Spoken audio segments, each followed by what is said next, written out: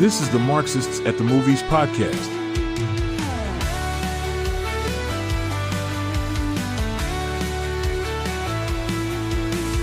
Scene opens, white lights dim down low. The cinema whispers where truths can grow. From shadows deep and screens ignite, the proletariat comes alive tonight. Tonight, Marxists at the movies, bright and raw, breaking through the reels to rewrite the law. Workers of the world in every frame, changing the credits, rewriting the name. All right, let's jump into another deep dive. This time, we're going way back to 1993 and taking a look at Menace to Society, pronounced Menace to Society, a movie that, even back then, was considered like a landmark film, especially when you think about racial justice. And you're spot on about that. It really was groundbreaking, even back in '93. I mean, it's amazing how relevant Menace to Society still feels today. That's what we're going to be looking at today. We're going to be diving deep into how this movie kind of shattered the typical Hollywood way of telling stories and how it started a whole wave of movies that weren't afraid to show the reality of systemic neglect, like head on. Yeah, and that's what's so powerful about Menace to Society. It doesn't shy away from the truth. So to get into all this, we're going to be using a bunch of different sources, like everything from academic studies on, police violence to firsthand accounts from people who've lived in those kinds of environments that the film portrays. It's going to be quite the mix, right? We've got personal stories from actual gang members, research on housing policies, legal analyses of police using force. It's all in there. Right. And to really frame our discussion, we're going to be using this article called Systemic Neglect: How Menace the Second Society Changed Movies Forever. I think that article really captures the essence of what we're talking about today. It's about understanding how this film shifted the whole landscape of how we see these stories on screen. Okay, so let's get started. Menace to Second Society takes us straight into South Central Los Angeles. And it doesn't sugarcoat anything. It shows us the reality of life there, especially for young black men growing up in that environment. And that's what I think really draws you in, right? It's not just about the violence. It's about that feeling of being trapped, of having limited choices, a lack of opportunity. It's all so palpable. And to get a better understanding of what it was actually like to live in that environment, we have this firsthand account from Tyrone White, a former gang member. He wrote this piece called How the Crips Gang Actually Works, and it's pretty raw. Oh, yeah. White doesn't hold back.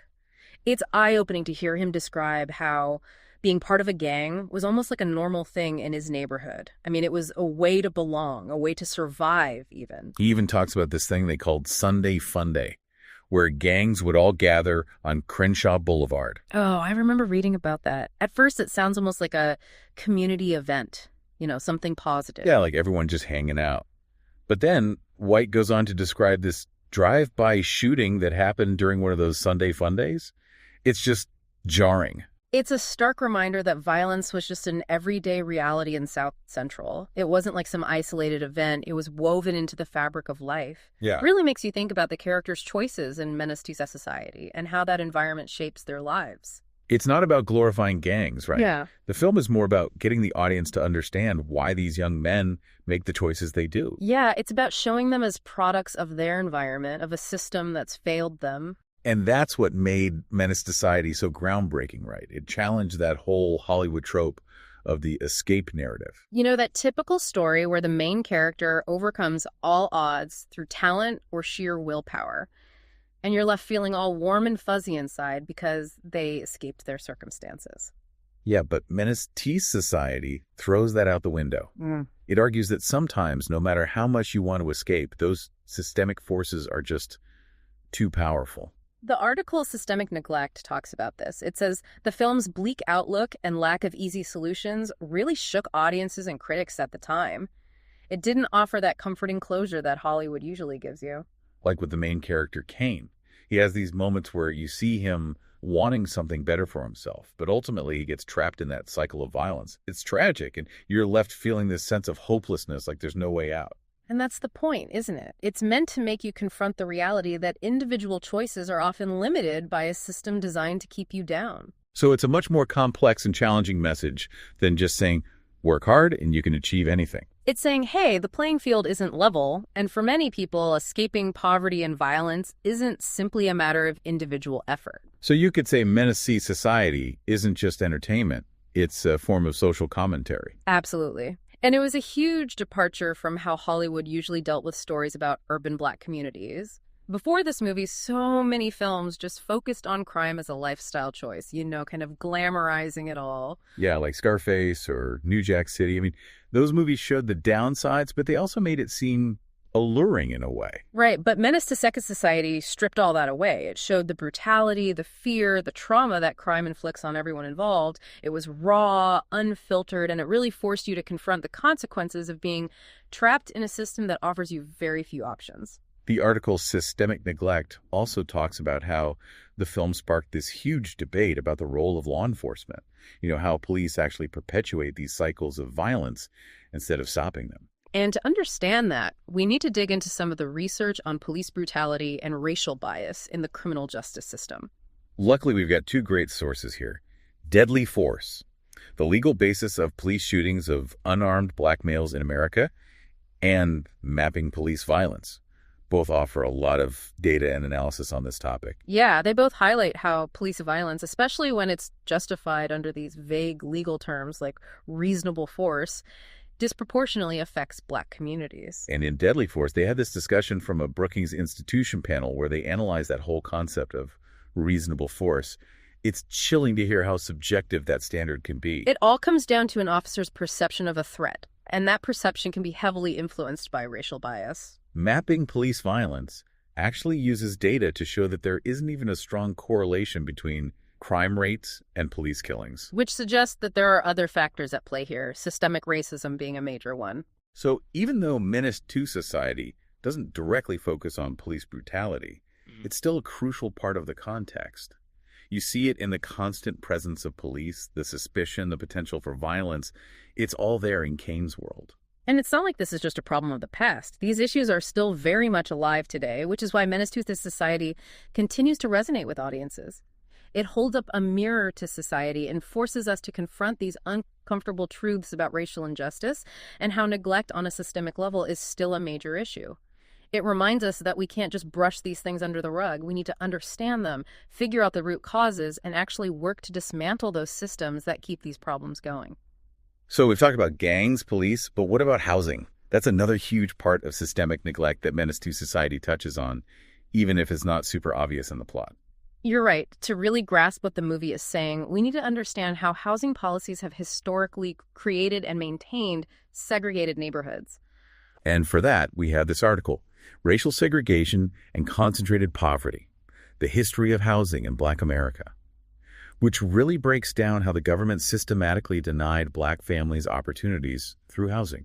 And this article goes deep, talking about things like redlining, racially restrictive covenants, and urban renewal policies used to displace Black communities and concentrate poverty in specific areas. It's honestly shocking to learn how these policies intentionally kept Black families from getting good education, healthcare, and economic opportunities. It's no accident that the neighborhoods most affected by these policies are still struggling with poverty and violence today. So you're saying that Menace to Second Society, although it focuses on this one story, is really pointing to a much wider system of issues that are all connected. Gang violence, police brutality, housing discrimination, they all work together. Exactly. To see this more clearly, I think it's helpful to look back at Tyrone White's account in Why Do People Join Gangs? He goes beyond those simple explanations and really tries to show the many different reasons people get involved in gangs. He talks about the lack of opportunities, feeling like you belong, and the social pressure young people face in these environments. For a lot of them, joining a gang isn't about choosing a life of crime. It's about wanting a community and protection when the rest of the world has basically abandoned them. And that idea really shines through in Menace to Society. You see how their choices, even though they seem destructive, are often influenced by forces they can't control. It's about understanding what they're going through instead of judging them. And that's another powerful thing about Menace to Society. It humanizes the characters and makes you, the viewer, look beyond their actions and see the bigger societal structures that lead to these cycles of violence and hopelessness. We've talked about a lot, but we're not done yet. There's so much more to unpack about the film's impact and how it's continued to affect things. Absolutely. We've barely scratched the surface of how Menace to Society changed filmmaking and why it's still so relevant today. We need to take a break, but when we come back, we'll dive even deeper into those aspects. Stick around for more of our deep dive. You know, it's interesting because the influence of Menace to Society goes way beyond just showing what life was like in South Central LA. It really had this ripple effect and changed how stories about these communities, you know, urban Black communities, were told in film. Yeah, so we're talking bigger than just this one movie. How did Menace to Society actually change the way movies were made? Well, the article Systemic Neglect calls it a turning point, a real game changer. It says this film basically broke the mold and inspired all these other filmmakers to be more realistic, more unflinching in how they showed racial injustice. I can see that. Like, I'm thinking of films like Belly or Paid in Full that came out later. They both deal with crime and the drug trade, but they're way grittier, more true to life than a lot of movies that came before Menace. Exactly. Those movies and a bunch of others, they owe a lot to Menace to Society. They follow that same path of showing crime as a result of these deep systemic problems, not just some glamorous lifestyle choice. So it's like a Menace to Society gave other filmmakers this permission to be more honest, to not shy away from the hard stuff that marginalized communities actually face. That's a perfect way to put it. And the article makes a really interesting point. This impact wasn't just in America. City of God, that Brazilian film from 2002, is another example of a movie that took this similar approach, showing the brutal realities of poverty and violence. Wow, a film from 1993 having this global impact on how stories are told. That's pretty amazing. It really speaks to how powerful Menace to Society's message is and how it can connect with people across different cultures and time periods. And even today, I mean, think about it, decades later, we're still seeing that influence in movies like Moonlight or Snowfall.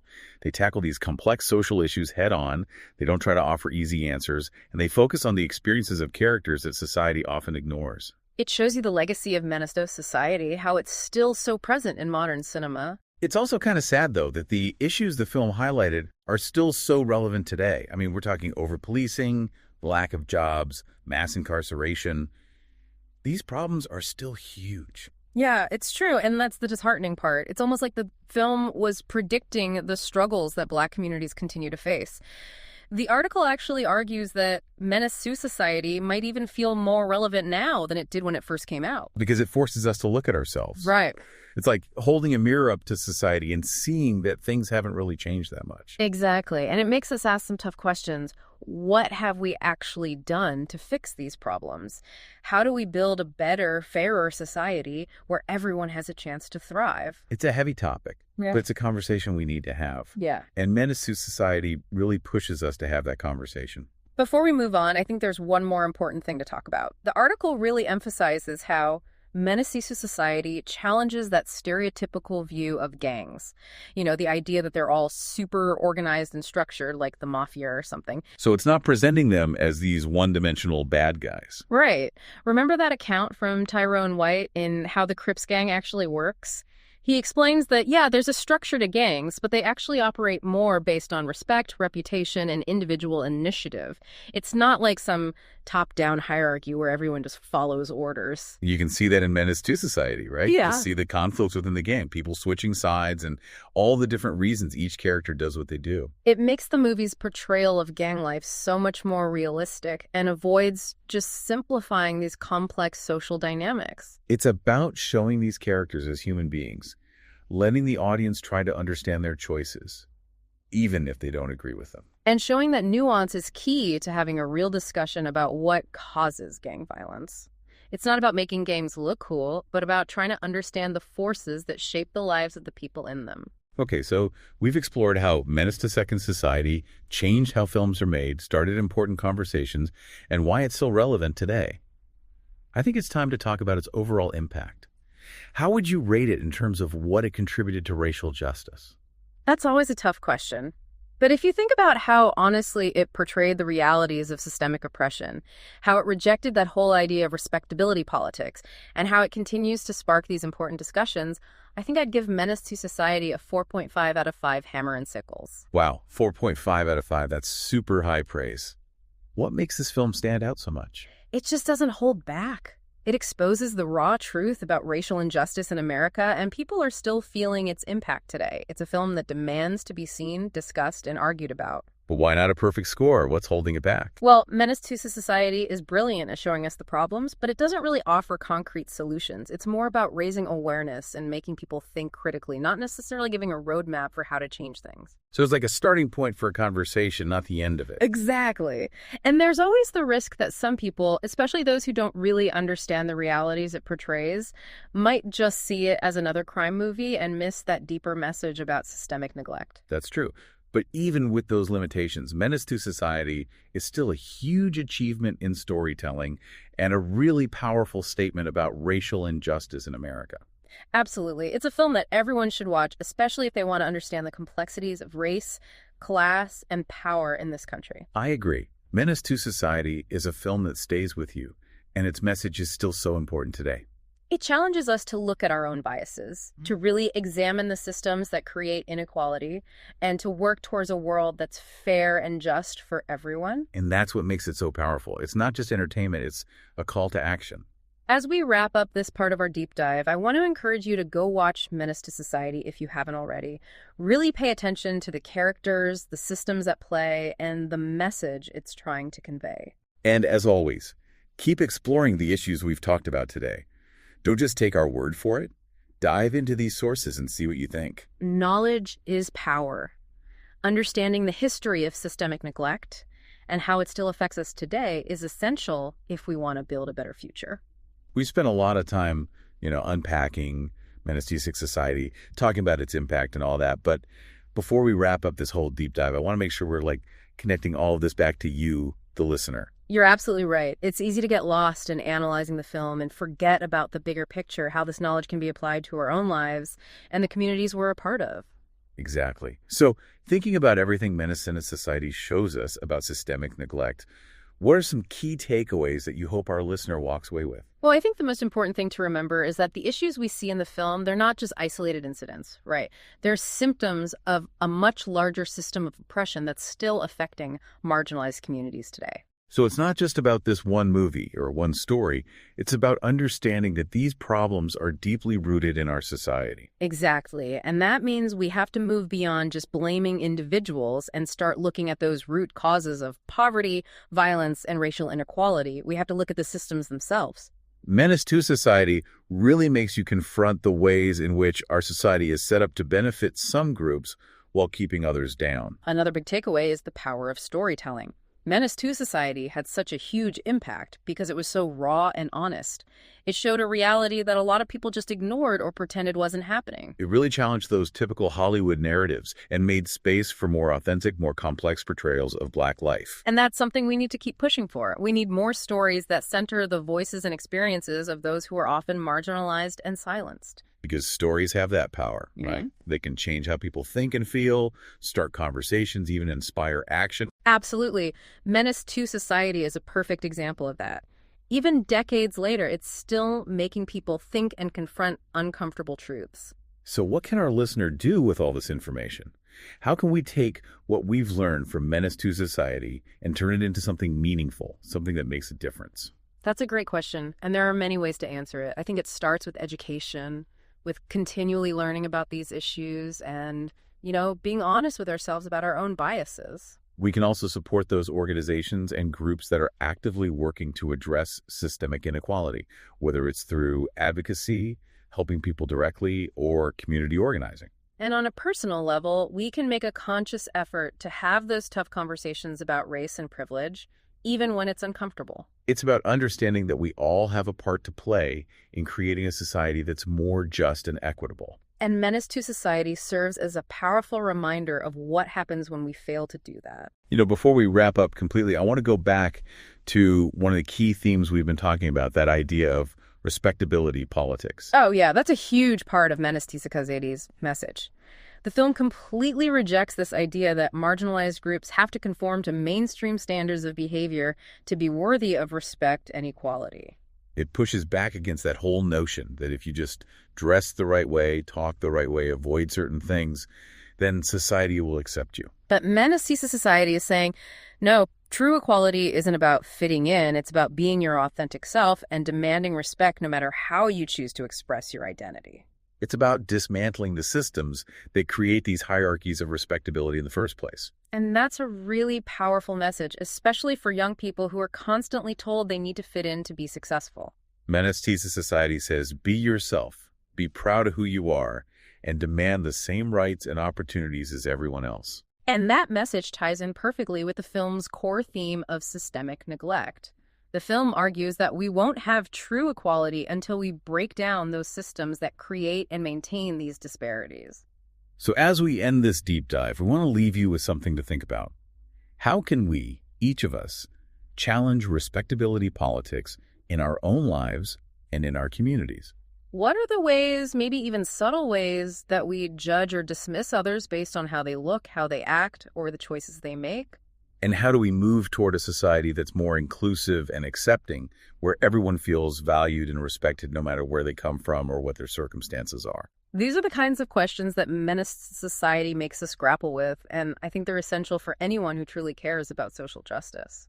We hope this deep dive has helped you understand Menace to Society better, its impact on film, and how it continues to be relevant to the fight for racial justice today. And we encourage you to keep exploring these issues, keep challenging your own assumptions, and use what you've learned to push for a better world. Thanks for joining us on this deep dive into Menace to Society, and it's a powerful message about systemic neglect. Remember, knowledge is power, but it only means something if we use it to create positive change. Scene opens, white lights dim down low. Thank you for listening to the Marxists at the Movies podcast. Don't forget to like and comment.